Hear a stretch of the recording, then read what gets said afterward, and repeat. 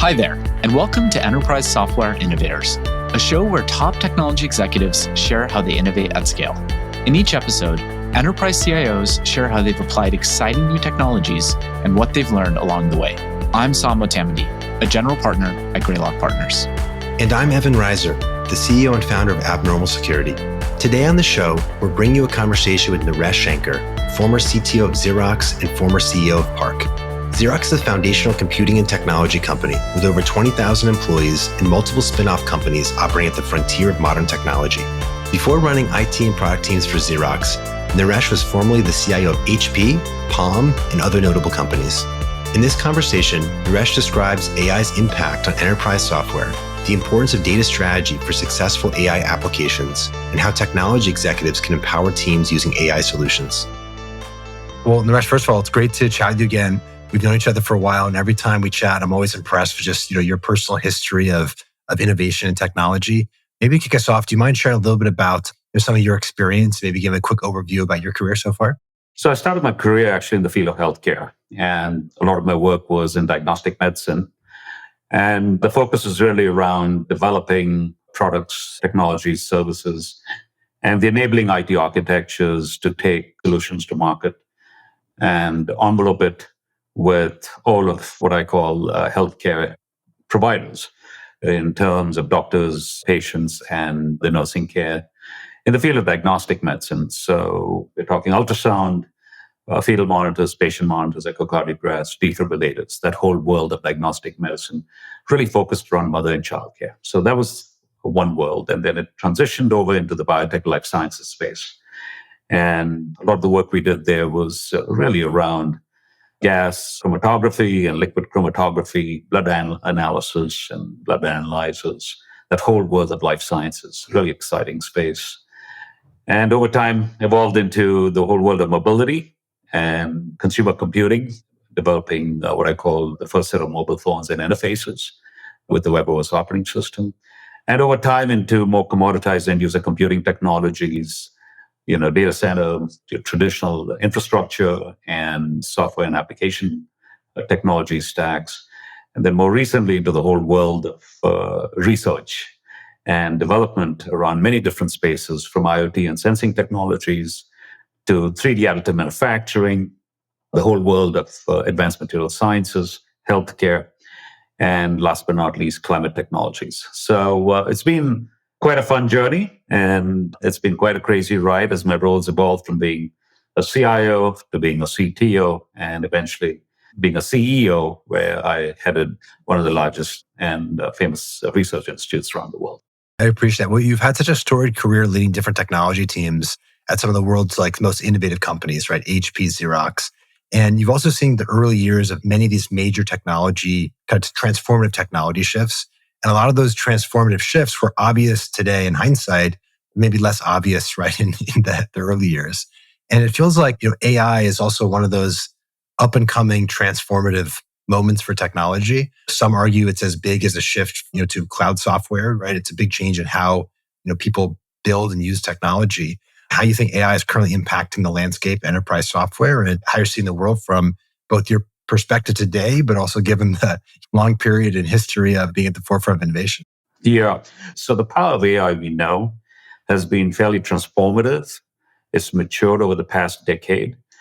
But what's really exciting about AI is actually the next generation of AI, which we are now calling Gen AI. And the beauty about Gen AI is that it's expected to be much more advanced, right? More autonomous in nature. And also much more capable of understanding and adapting to both human needs and context. That's what makes generative AI so interesting. Let's talk about really its force in terms of its applicability in the world of enterprise software. And I'm going to touch on a few things that are really interesting and exciting, and not the obvious ones that we've really pursued over the past decade. I think the one space that's pretty interesting is actually the whole world of predictive maintenance, right? If you look at the world of manufacturing, transportation, logistics, the ability of these advanced models to be able to predict failures, right? And when maintenance is required and needed, how do you measure downtime, right? How do you reduce downtime? as well as the maintenance cost that goes into such heavy duty equipment, plant, industries, whether it's oil, energy, gas sectors, the world of construction, right, for detecting material sciences and the advanced material sciences that go into the world of construction. So I think this whole space of predictive maintenance, it really ensures optimal performance and extends the lifespan of a lot of this equipment. And that translates to millions and millions of dollars capital being saved in this specific type of industry, the whole world of predictive maintenance. So I think that's very, very powerful. I think the second piece that I thought was very interesting was pre and post COVID. One of the biggest challenges worldwide we were faced with is this whole world of supply chain and manufacturing, because the last few decades, we have gravitated towards the whole world of what I call centralized manufacturing. And we saw the challenges in a COVID, post-COVID world, the impacts of that. We had massive shortages in parts and components, supplies, and the lead times for manufacturing and gaining access to products, services went from days and weeks to months and years, right? That really crippled global economies. I think supply chain optimization. So the first thing was around moving to a much more decentralized manufacturing and supply chain landscape, and then starting to put more sensors in place where the AI actually optimizes these operations in terms of supply demand forecasting. How do you manage inventory levels, optimize your logistics and transportation costs? Tremendous benefits, right, in that compression that we saw in terms of reducing either costs or minimizing wastage and even overall improving efficiency. So I think this whole world of supply chain optimization, very, very interesting. AI is not a new thing, right? It's been around for a long time. It's gotten a lot easier and better probably in the last 5 years. And it's certainly much more in the spotlight with things like ChatGPT becoming just visible to everyone. Are there examples today that you've seen kind of out in the world where you feel like AI is already having a big impact, but maybe some ways that are hidden to the average person that might be surprising to the average listener? Yeah, I think AI is going to continuously evolve into, the acceleration of Gen AI and start marrying this bridge between the whole human condition as well as context, right? And when you start putting this together, which I think is going to get very real very soon, I think you're going to start looking at things like, for example, its applicability in the field of energy efficiency. So smart cities, smart water, smart transportation. I think these spaces are going to start accelerating at a global level. So that's one specific area that I'm seeing advanced, because it's going to be a combination of IoT sensing capabilities, computing at the edge, a combination of cybersecurity, and then at the center of it is all about energy consumption and the optimization of improving the human condition and things of that sort. So I think this is going to be a very interesting space that's going to really accelerate. Okay. That is one of the spaces I'm really, really excited about. The second space I think that's going to really advance is expanding and extending healthcare around the world. And this is where, if you look at a combination of hardware and software technologies, both in the IoT spaces, as well as the manufacturability of surgical equipment, diagnostic equipment, things, soon there has to be the ability to be able to provide not just remote diagnostics, but also be able to perform remote surgeries to such remote parts of the world. And I think this whole space of healthcare is also going to be a pretty exciting space. The way I kind of think about that is almost like you're making the accessibility of knowledge much broader. And for 10 years now, people have been saying data is the new oil, right? It seems like AI is also going to create the ability for more of that data and knowledge to be utilized and accessed and distributed. How do you think about that, right? Like, there's no shortage of data, right? I think it's hard to kind of turn that into value for employees, value for customers. Do you see AI as being a bridge there, or what are some of the opportunities? Yeah. So what you've really touched on is, frankly, the future of the culture of innovation. When you look at the fact that we are now living the whole experience of an absolutely flat world where accessibility through technology is now ubiquitous, And both data, the ability to learn, to have access to talent, and to have access to ideas. It really goes back to the heart of what I call the open innovation model. And that's going to become prevalent. It's going to get accelerated, and it's going to become critical. And in this whole new world, in terms of the art of innovation, and how do you transform a lot of these new sciences and capabilities to application-oriented experiences that can be very quickly monetized from a time to market and time to value perspective. So I think it's really about this whole open innovation model. And that's what the whole world is going to pivot to in a much more accelerated form, which takes advantage of what you just highlighted. The access to information, the access to learning, the access to having a much more progressive talent pool, which is what's going to be required to advance a lot of these technologies in a much more, what I call, inclusive way.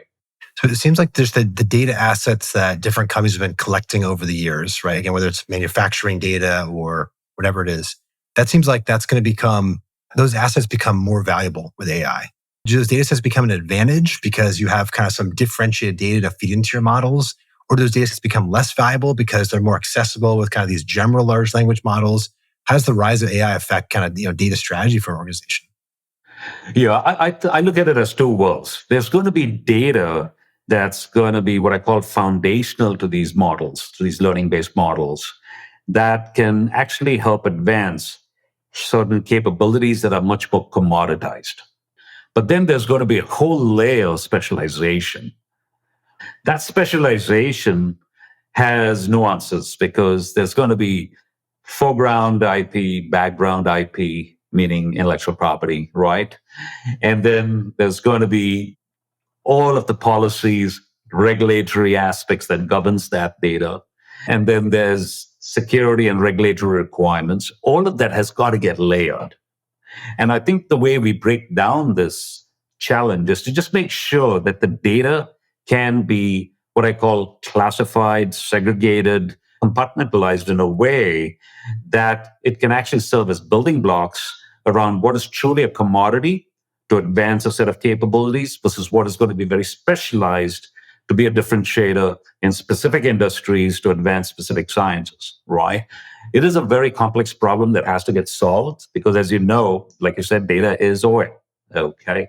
But I think we've got to start taking a hard look at how to look at this data differently and start creating classifications of this data, because this data has to take into account a lot of the complications of boundaries and borders and a lot of the regulatory requirements at a regional and global level. So there's several complexities that come with this. And so the folks that get ahead of this are the folks that are going to understand the issues and the implications and the ethics and regulatory concerns that have to be addressed up front and governed and policied up front before you unleash the monster. Otherwise, you're going to be fighting, trying to address these on the back end. And you're going to be dealing with a lot of delays from a time to market and time to value standpoint to be able to bring these solutions to market and monetize them effectively. So I think there's work that's got to be done up front to be put in place to address this. So you can't just dump it all in the data lake. You got to actually have like a strategy. I wish it was as simple as that. You've been a technology executive and leader, right, in a bunch of different companies.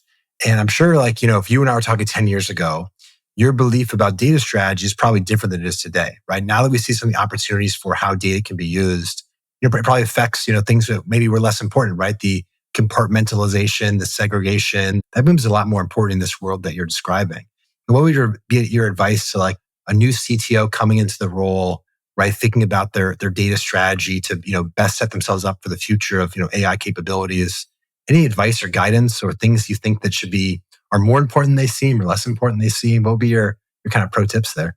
Yeah, so I think, at least my observation of the evolution of data is data started becoming highly proprietary in the beginning. And everything was classified inside the boundaries of the entity, whether it was a public or private sector. It was all, inside the boundaries of these entities. Because it was very unclear at that time what data was actually relevant and mattered. And so the easiest path was to just lock it all up.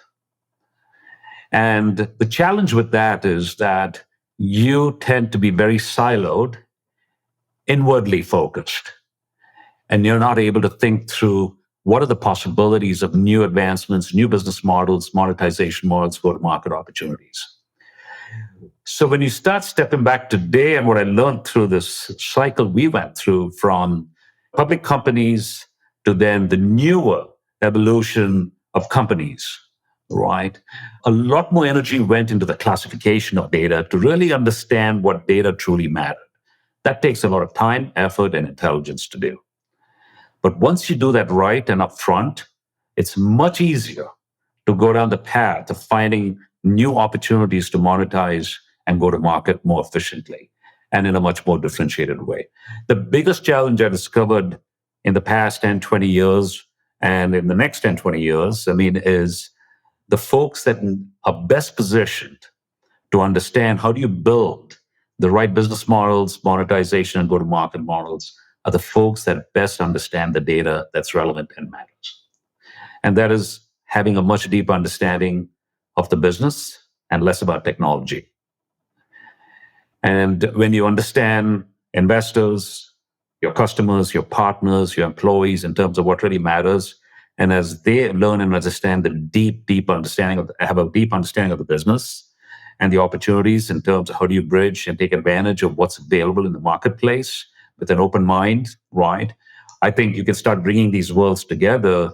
And I think the open innovation model applies not just to traditional companies, but also to new companies, because it's this open innovation model where you actually very deeply understand what's going on in academia, what's going on in research institutes, what's going on in startups, what's going on in other public and private sector entities, right? This broader understanding gets you better exposed to better ideas and opportunities in terms of designing new business models. So I think you've got to first desegregate your data into these classification models. And then you've got to start looking at this open innovation model so that you can start thinking through in terms of how do you bring together what's absolutely relevant and what's going to matter. And what you will find out is that a lot less of the data actually matters to design what you need to go forward and versus what is really commoditized. That was a huge learning that we discovered going through this process. And it takes a lot of effort to actually deep dive into this to actually develop those models. One thing I've always been impressed with you is your balance of thinking about, technology and business and the customer experience, right? People tend to focus only on one of those. And a lot of times when people talk about the impact of AI, they get very focused on efficiency and kind of optimizing the current thing. When I hear you talk about it, right, you're talking about, hey, here's some of the new customer experience we can create. Here's the new business models. Here's new revenue streams, right? And it's less around kind of digitizing the existing business process. It's more about digital transformation. How do you kind of reimagine what's possible, right, as a business and for customers? Are there examples you've seen in the world today where you feel like AI capabilities have opened up new opportunities or, use cases where you feel like, hey, because of how they thought about data and AI, it's unlocked a whole new thing for them that couldn't have happened if they just, incrementally improved the old thing? Yeah. So, let's take the world of autonomous engineering. It's amazing what a lot of these new companies have done with data. All of our cars today, the intelligence of our experience and how we interact with the machine, all of that data is now available for automotive companies to design the right experience and the right capabilities that are very quickly going into the next generation automotive manufacturers. Okay. So you're going to hear about cars that are actually designing a significant number of safety systems in their windshields to detect stress and strain and things of that sort, right?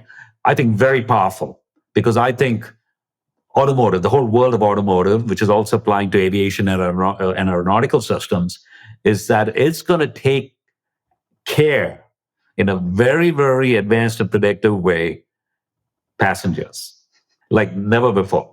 And so I think it's very, very powerful. I think the whole world of the same thing with transportation and logistics. How do you optimize at a global level the shipping of goods and services? And how do you optimize real time? What is the right path globally, air, ship, rail, to get things to you in the fastest time possible at the lowest cost? And how do you consolidate shipping lines? How do you consolidate transportation lines, rail, auto? I mean, it's amazing. So I think this whole world of autonomous engineering, very advanced. And it's going to continue to accelerate. But guess what? It's consuming a lot of personal data, a lot of human data. And before you know it, the next generation of cars coming out by the same alternative manufacturers already know the kinds of user experiences you're looking for. Okay, so I find that whole world of autonomous engineering very powerful because it's applicable across so many industries. I mean, I just find this so just exciting as like a human that when you think about today, like a lot of these contributions that people make, especially in like an enterprise software business, right? Whether you're building software or you're doing different types of analytics, today requires a lot of knowledge and technical skills. Like even answering a question, a sales forecasting question. You have to have some expertise and, you have some business acumen. You got to understand how to query stuff in Salesforce or whatever your tool is. You can imagine the future with, the AI co-pilots, the number of people that can now perform that job and do an even better job than what we can do today, that gets broader, right? And so now more people can do more things. And just the accessibility for people to access data, make business decisions, kind of abstract their work to things that may be less mundane and more interesting and exciting. It's an exciting future for just like work, I suppose. So what's interesting is that today people have highly specialized roles and highly cross-functional roles. And you can envision a day when a lot of these roles are going to be interchangeable because the data and the AI is going to basically power up people to be very, very intelligent cross-functionally. Yeah. And not have to be necessarily so specialized. So I think the future is going to be fungible intelligence and transferable intelligence.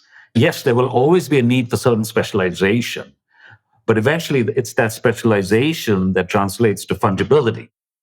And the fungibility of experience translate to making broader and better decisions faster and much more economically over time. So I think there's going to be this shift, which is going to be so interesting in terms of how roles get developed in the future and how people get trained and educated in the future. Yeah, you can almost imagine, I don't know what the time horizon is, some future world where it's almost like every employee has a bachelor's degree in every subject. They may not have all the wisdom and experience and judgment, but at least the foundational knowledge and the information, right, can be accessed very easily. And like if you have an entire global workforce, right, in civilization with those abilities accessible to them, right, over time, you can just go do more great things. I think all degrees will have some element of data sciences, right? They're going to have to. Yeah. I mean, it's going to be data science is going to be the foundation for all of these degrees, and the ability to discern patterns and to be able to drive decisions and outcomes is going to be so different, and that makes it super exciting. Which means technology is going to get very, very advanced very soon at an accelerated pace. I mean, that's kind of the nature of technology we've seen for a while, especially, the last even 6 months, right? There's more advanced in the last 6 months in AI than maybe the 18 months before that. And so I feel like we're on this exponential curve and the future's coming very, very fast. It's almost like the future is yesterday.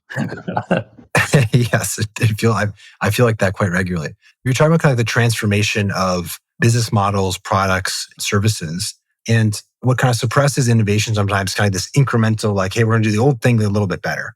And some of the biggest jumps, right, when people kind of reinvent or they really think about, hey, what is a better way to go do this from scratch? You've been in some just, companies that are iconic for innovation, right? Thinking outside the box. And there's many technologies that are complex today that would not be around without some of the work and innovation of some of the companies you've been a part of. I'd love to hear any thoughts you have from a kind of cultural leadership perspective, right? As you're kind of leading teams, right? There's behaviors you want to reinforce to encourage people to think outside the box, to experiment with new things. Any kind of guidance or principles you'd share about what you've seen be effective in creating innovation, culturally with inside teams? So I'm going to touch on a handful of things that, may or may not be obvious, but at least have been a set of guiding principles that I have used with a lot of my peers, colleagues, friends, as we, evolved and built companies and transformed them over time. I think the first one I'd alluded to earlier is, I'm a strong proponent of the open innovation model. I mean, these models that involve very, very deep partnerships with external organizations, startups, academia will become more and more prevalent. And business will start tapping into this global pool of ideas and expertise to drive innovation. And I find this is one of the most powerful models to help accelerate the whole innovation mindset. Another set of principles we've applied is always doing more with less. So this whole notion of applying agile and lean approaches and principles, super critical. Because in the world we live in, which is in the past, it's been very, very software driven. But as we go forward, I believe strongly we're going to see more deep tech, where there's going to be a combination of sensing technologies coupled with very strong AI, Gen AI capabilities, all enveloped by software, right? And software experiences. That pivot that's going to happen is going to be very critical. So putting in place the right frameworks that can take advantage of both these agile and lean frameworks that can take advantage of both hardware and software ecosystems so that we can iterate quickly, learn from failures, and adapt to these changing market conditions globally is going to be super critical. And then the last one that comes to mind that I found very valuable was having an organization, team, and workforce that's continuously learning and upskilling its capabilities, right? They thrive on that. And to stay competitive, to stay relevant, and to be able to really apply yourself with an open mind, especially, which is what innovation is all about, you have to make continuous learning and upskilling an absolute priority. So lifelong learning has to be in the lifeblood of innovators. Before we go, wanted to do kind of a quick lightning round and just looking for kind of your one tweet sound bites for these. So how do you think a company should measure the success of a CIO or CTO? I would say that the measurement system for a CIO should be no different than the CEO, the CFO, the COO, or the CTO.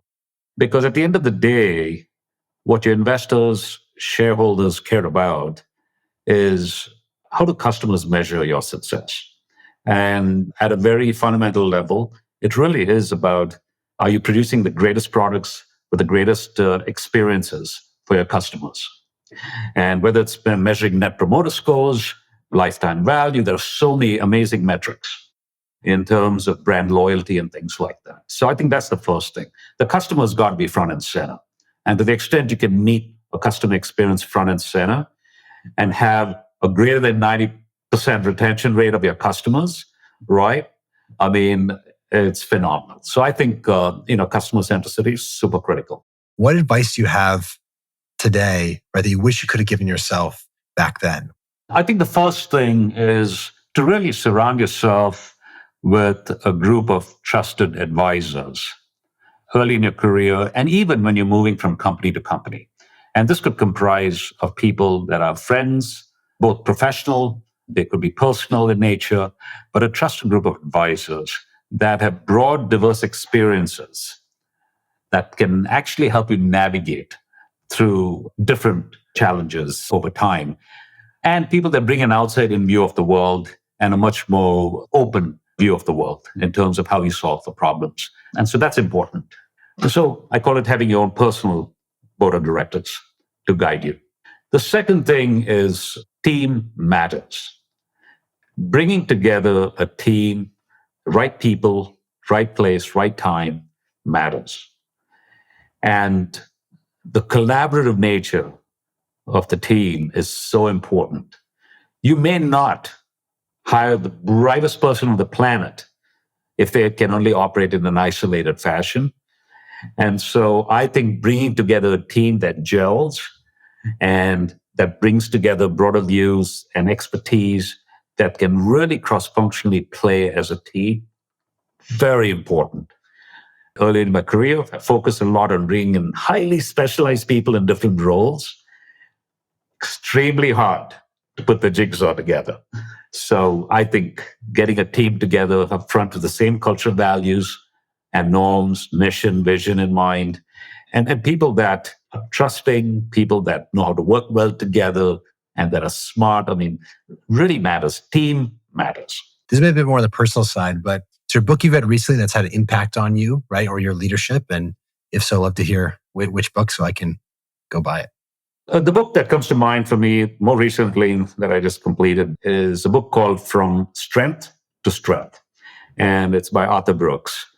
I think it's a beautiful book, and it really explores the concept of finding purpose and meaning and fulfillment in life. Actually, how do you transition from your first stage of life as a professional, very focused in career and growth and opportunities, to a second phase of life, which is really about your own personal growth and spiritualism, and have a fulfilling life, leveraging your strengths and virtues from your prior experiences. So it's really that pivot and shift from your professional life and everything that you lived and breathed professionally and what mattered then to more enhancing your personal life, that whole shift. Great book, and I think it's an enjoyable read. Naresh, thank you so much for joining us today. As always, really enjoyed speaking with you and super excited for us to chat again soon. Good to see you, Evan, and thank you so much for your time. Appreciate the opportunity. Bye now. That was Naresh Shanker, former CTO of Xerox and former CEO of PARC. Thanks for listening to the Enterprise Software Innovators podcast. I'm Sam Motamedi, a general partner at Greylock Partners. And I'm Evan Reiser, the CEO and founder of Abnormal Security. Please be sure to subscribe so you never miss an episode. You can find more great lessons from technology leaders and other enterprise software experts at enterprisesoftware.blog. This show is produced by Luke Reiser and Josh Meir. See you next time.